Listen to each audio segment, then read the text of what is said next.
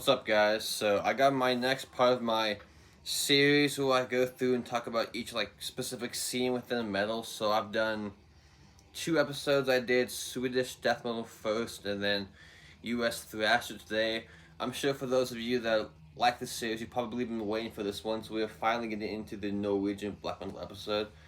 So I got 15 awesome records to show you. This easy could have been the top 20 or 25, but that would have been kind of ridiculous in a pretty long video. So top 15 seemed good, but before we get into it, what we're listening to, I decided going forward in this series, I'm going to play one album inspired by that scene that's not from the scene, if it makes any sense. So we're listening to Nocturnal Mortem, Through the Gates of Blasphemous Fire.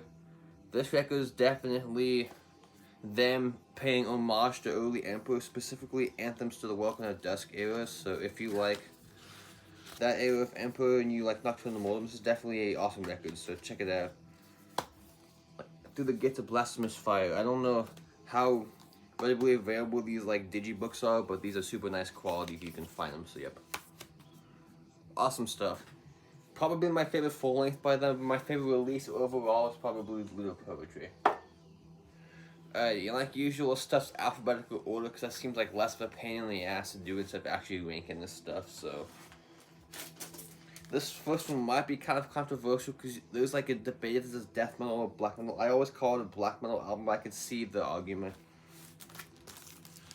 This is Eternus Beyond the Wandering Moon.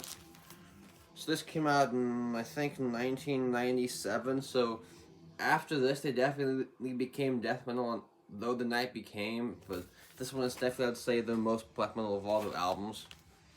The reason I think this gets classified as death metal is because of the production and guitar tones, basically kind of like atmospheric-y black metal with a death metal production, so I guess if you could call it like atmospheric black death, I guess, but yeah. Their first 3 albums are really good. After that, they got pretty boring, but this one I still think is the best though, so yep. Check it out. Eternus Beyond the Wandering Moon.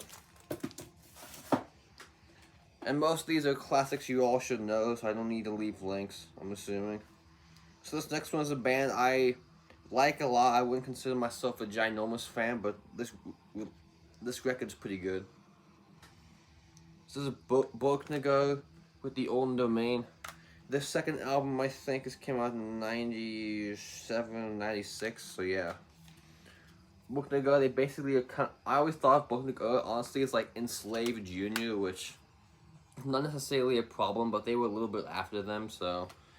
And both bands kind of went in like a more progressive direction, but Enslaved never lost the plot, which Borknagar, they did a couple albums in the middle that were kind of so-so, but oh well, the last few have been good again, but oh well. So yep. Awesome record, definitely my favorite. Of the later stuff, it's probably Quintessence or the OK Course, even though it's like the third and fourth, but you know what I mean.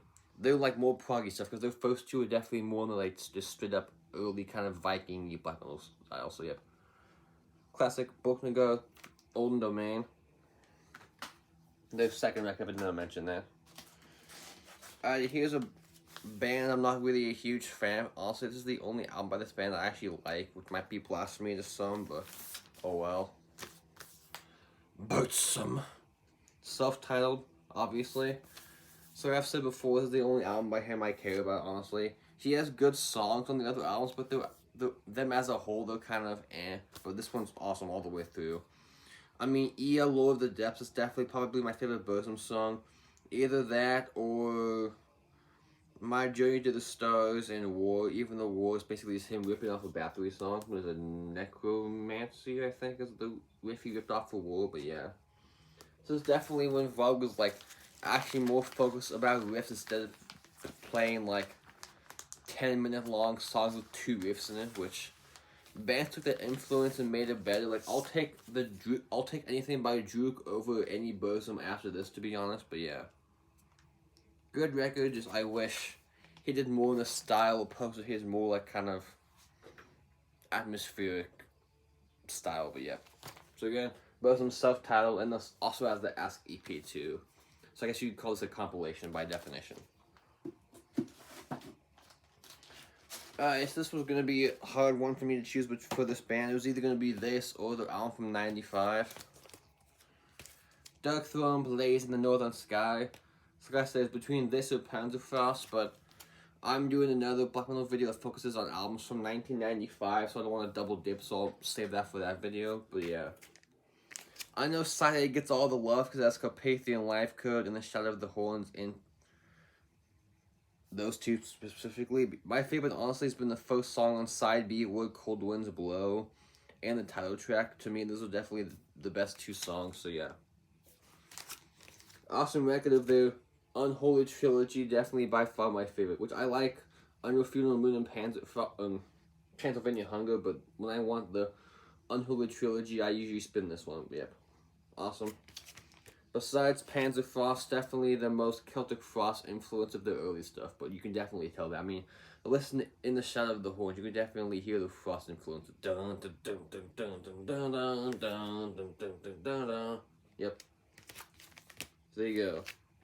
Blaze in the Northern Sky. Oh, from 1992, if I didn't mention that. Here's one I'm sure probably no one's going to agree with, especially from this band. People say this is like one of their weaker ones, which I completely disagree, but to each their own. Yes, this is my favorite DHG record. So this is Though Times Go, Monumental Possession. So another band I'm not a huge fan of, to be honest. Once they got kind of weird and experimental, they lost me. I like their first two albums and the Satanic Art EP. After that, I get why people love them, because the people that enjoy them seem to like more like proggy and weird out there stuff, which, I don't know, maybe I'm kind of a Neanderthal. I like my stuff more like simplistic and actually like more musical instead of just like crazy and bonkers, but oh well. So this record is definitely by far the most different. You could argue this is almost like a borderline black and thrash record, so it has, I would say, probably more in common with like Swordmaster and Au Noir than does Dark Throne, but I know Fenrid played bass on the debut Chronoto Hunger, but even back then, these guys had a more like out there and weird style than like Au Noir or Swordmaster. They were definitely even more experimental when they try to play black and thrash, because if you listen to the riffs, they're super like weird and kind of almost technical in a way. But yeah, killer record. I get why people don't like this one, because if you like the more progressive stuff, hearing a black and thrash record might be kind of odd, but oh well. So my list, not yours. If you disagree, make your own video, I guess, but there we go. So DHG, Monumental Possession.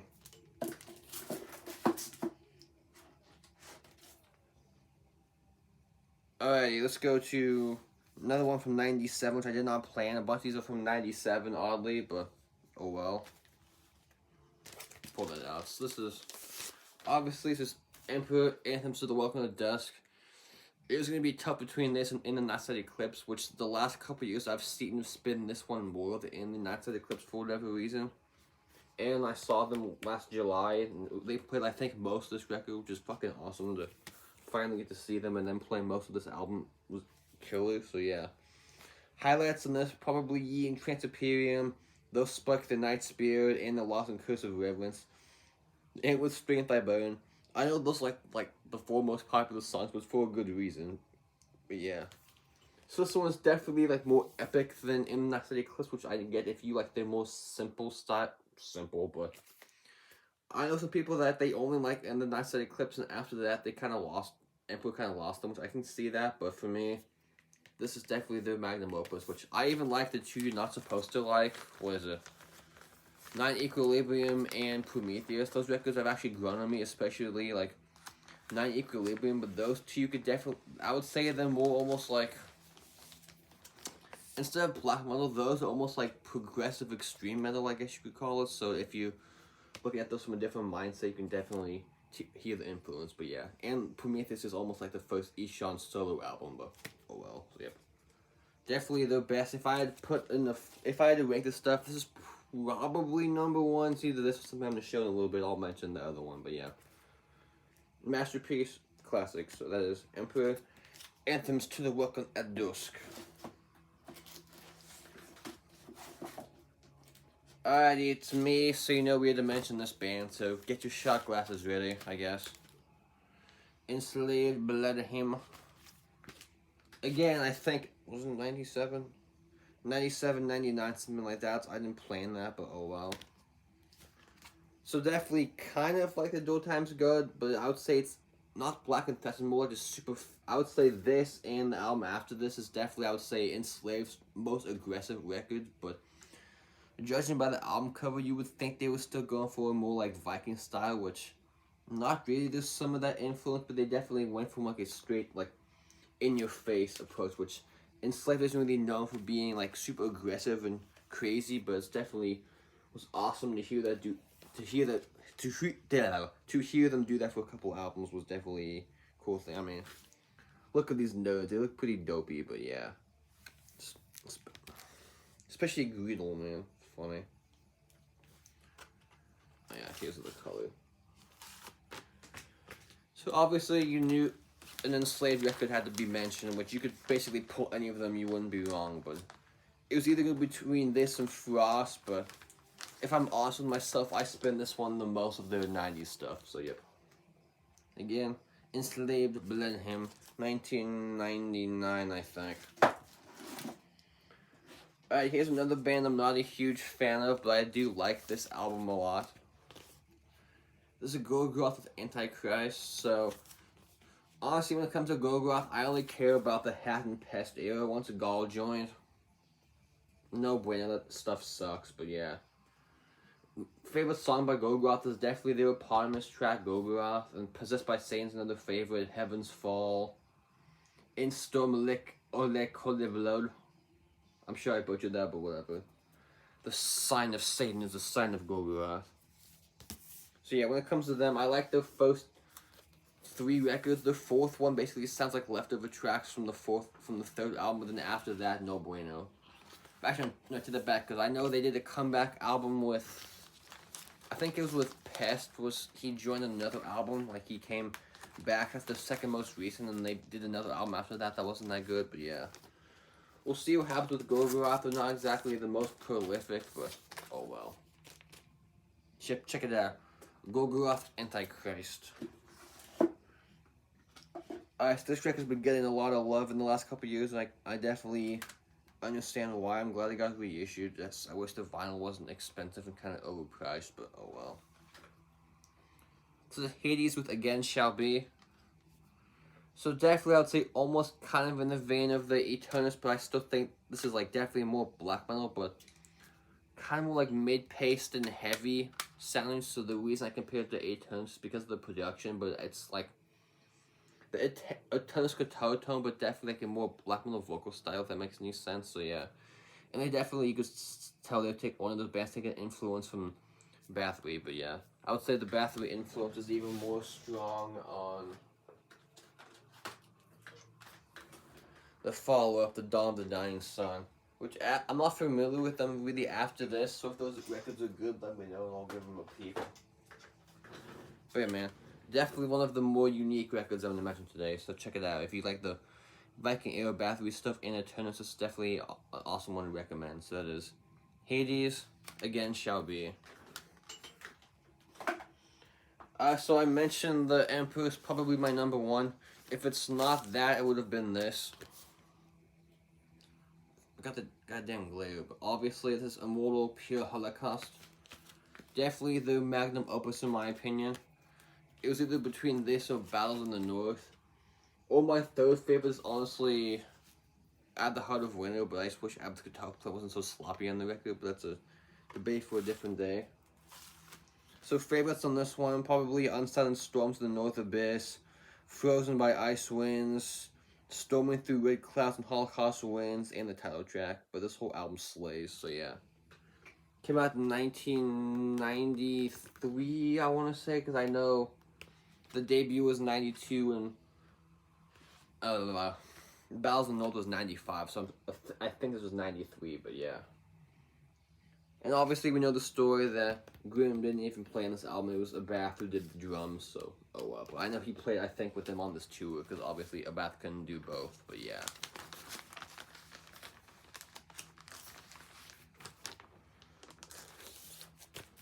Yep, definitely my favorite by them, but I do love, well, Their first 5 albums are awesome, and Northern Chaos Gods. The other 4 are kind of whatever, but yeah. Killer mandatory masterpiece, in my opinion. So that is Immortal Per Holocaust. Alright, next up, this might be kind of an odd choice for this band, but if I was being honest, this is my favorite by them. I want to keep this mostly the 90s, but I'd go with my actual favorites, so if I was going to choose the best from the 90s, I wouldn't be truthful to myself, so that's why I chose this one. Mayhem Chimera. Yes, this is actually my favorite Mayhem record, believe it or not. I like this more than The Mysterious, which is probably blasphemy, but I don't know, man. I think this is definitely one of their more unique records, because they definitely got more experimental after Euronymous died, honestly, but, like, I mean, listen to, like, Grand Declaration of War, for Pete's sake. I mean, come on, man. That's definitely super out there and crazy. So is this and, like, Order Ad Cow, but this is definitely, I would say, the, like, peak songwriting, in my opinion. But, yeah. Favorites on this one is probably Horror, My Death, and Slaughter of Dreams, but this whole record is awesome, so honestly, if you like some of, like, how do I say, they took a little bit of almost like some Blue Dot Nord kind of craziness, but not that wild, but you could definitely tell they had some influence of that more, like, chaotic stuff going on here, especially Maniac's vocals. He was super unhinged, which that's what took me a minute about this record, was Maniac. It took me a while to appreciate his vocals, but once I got it good, but yeah. Awesome, definitely. If one of those people that say, oh, Mayhem stopped being good after De Mysterious, blah, blah, blah, give this one a listen, you may be convinced otherwise, so there we go. Mayhem Chimera. Alright, so I mentioned Gorgoroth earlier, so let's go with the, I guess you could say, the side project, kind of. This is Uptain and Slayman Witchcraft, so I said that because Pest was the vocalist of Uptain and Slayman the entire time. And he was in Gorgoroth at the same time too, for a little bit, obviously, but I like this better than anything by Gorgoroth, but that's just me, so yeah. Definitely I would say on the more symphonic sides, if you like stuff like Emperor and Lambonic Art, definitely awesome record. So again, this came out in 1997. I did not plan all these albums in the same year, but oh well, stuff happens. So anyway, there you go. I think they've done 3 full lengths, I believe. 3 full lengths and an EP maybe is what they did, so yeah. Again, if you like stuff like Emperor, you want something kind of more different, because it doesn't really sound like that, but they definitely have their own sound, but yeah. So there you go, Uptain and Slayman Witchcraft. I stick on the more symphonic side once again. Old Man's Child, Born of the Flickering. So notice how I didn't pull any demo. I like this record better than anything by Dimmu Borgir, though I almost pulled it in through and Douglas Triumphant, but I decided not to because I didn't quite make the cut, but yeah. So obviously this has, what's his name? I forget who it is, but one of the guys on this band, he left and joined Dimmu. Well, he's still in the band, but he's focusing more on Dimmu because I don't think they've done an album since like 2003. But oh well, so yeah.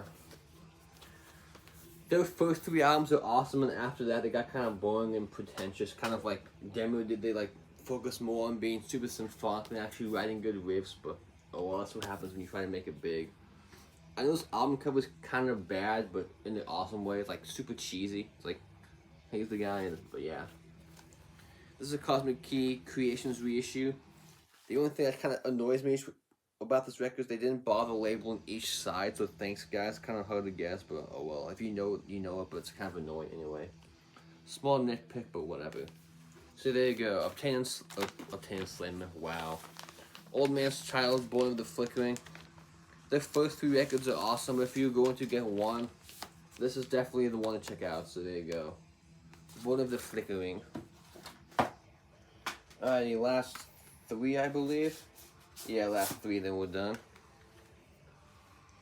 Satirica and Duck Medieval Times.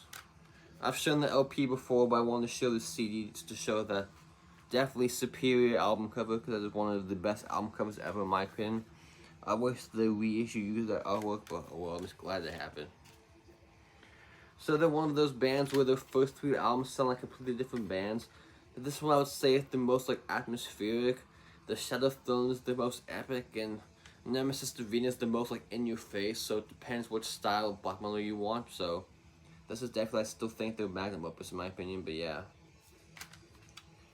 1994, I believe, is when this came out. So yeah, I mean, you just listen to the song "Walk the Path of Sorrow." That's definitely one of the best black metal songs of all time, in my opinion. So yep.